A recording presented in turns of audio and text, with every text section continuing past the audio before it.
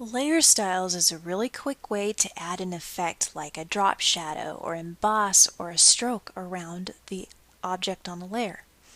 So here I have some types set up and I want to make it pop a little bit from the background. So first thing you need to do is make sure your Styles panel is open. Go to Window and choose Styles if it's not. Mine is open and it's showing the dozen or so basic ones that Photoshop has already pre-made. All you have to do is be on a layer and click on one of these to apply the layer style. And I'm just clicking through to see what a couple of them are. Pretty uniformly, they're fairly hideous. And this is, as I've said before, kind of my experience with Photoshop defaults. However, they have also included some more sets you could load. By clicking in the top right little drop down, there are more sets down here. So I'm going to choose text effects, and when this question comes up, it asks if I want to replace or append. I'm going to say append because then it'll just add them below the ones that are already there. And I could continue clicking. That one actually looks kind of cool. Let's take a look down at the layer and actually see what it's doing. So here it's added an effects bar, and you can click on that little arrow to minimize or maximize it, and it's showing all of the effects. And you can go through and hide one by one if you would like to see what that is contributing to the overall look. If you want to edit an effect, you can double click on it and that will pop up with all of the adjustments, and you could save it and then click OK if you wanted to change that effect.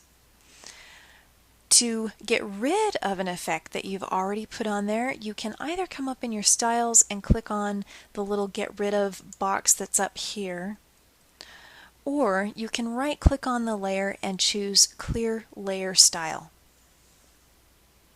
So that's fun. You can add a layer style that somebody else has already built.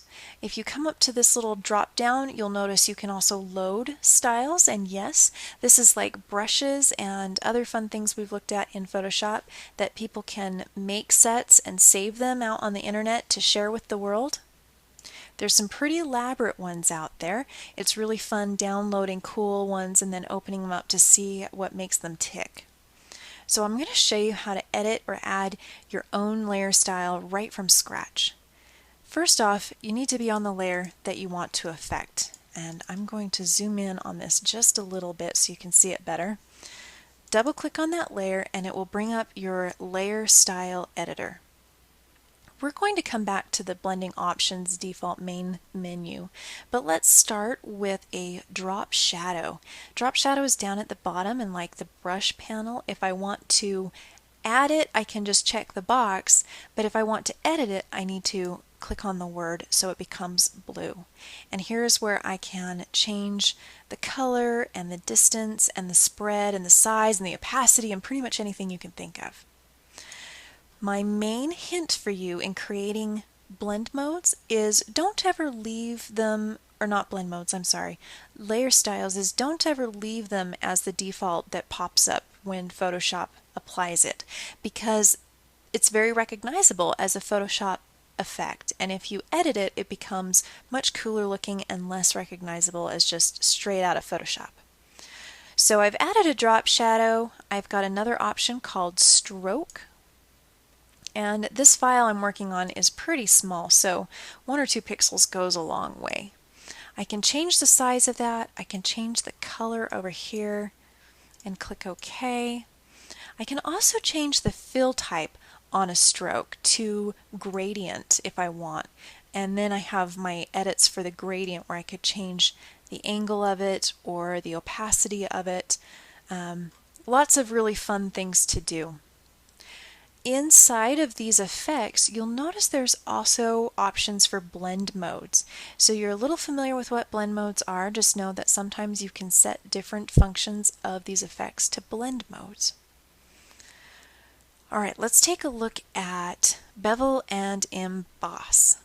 This is kind of the main one that if you leave the shadow mode of the emboss exactly how it is, it looks very Photoshop-y.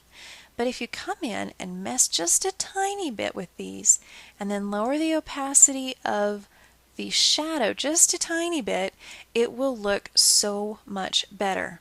Having solid, dark, embossed shadows doesn't look very real. It looks pretty fake and plasticky, but if you lighten it up just a little bit, it looks better. Now you'll notice there's also a blend mode here, and currently it's on multiply. You can also change the color of the shadow to one of the main darker colors of the document, and that will help it look even cooler. So I've changed mine to a really dark blue. And it's a subtle effect, but it is a good one. Anyways, you can go through there and add as many effects as you want.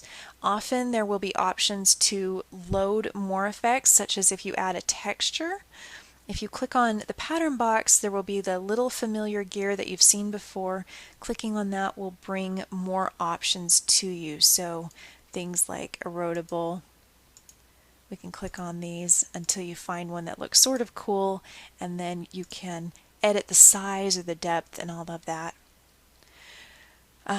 Okay, so we've added a bunch of stuff. We've got a pretty cool style going on here. Let me show you what the blending options gives you the ability to do. First off, the general blending is just the same as if you were changing it out here on the layer with the blend mode or the opacity. The next one down is where it becomes really fun, because if you reduce the opacity of the overall thing, it just becomes transparent. But if you reduce the fill opacity, you start getting a glass object. It will take away the color of the actual layer and just leave the effects, which is kind of cool. Once you get it to as cool and as an effect as you want, I would say click OK, and then you can save this effect of the layer you're on as a new effect. You can do that a couple of ways. You can either just click on an empty area up here in your layer or the layer styles panel, and it will give you the option to name it. If you have things like layer blending, which we do, you can check that to include it, and that will create a new item right there. So now if I go to another layer, I can just click on that button and add the effect. Having lots of effects will kind of clutter your layer panel up pretty quickly. So you can minimize these by choosing all of the layers that have effects and just clicking the little effect drop down so that it will minimize those, which is a pretty nifty thing. If you have a lot of things that you want to add an effect to, you can choose all of the files at once and either click the style if you have it up here, or you can be on a layer that has the effect you want, right click and choose copy layer style, and then grab the layers you want to apply it to and right click and say paste layer style. Okay. So that's pretty fun, really cool ways to make text layer styles. To save a layer style group, you can come up to your style panel, click on the drop down and go to your preset manager.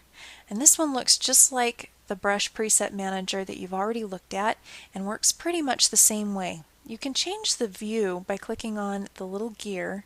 I'm going to do a large thumbnail so I can see these clearly, and then just click on the ones that you want to include as a set. So I can click on one and hold down Command and click on multiple others, and then choose the Save Set option, which will create a file that ends in .asl. You can mail that file, you can upload it to the internet and share it.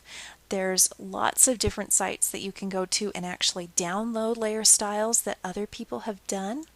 If you do that, you can add them by coming to your preset manager and clicking load, and you can add as many layer styles as you want.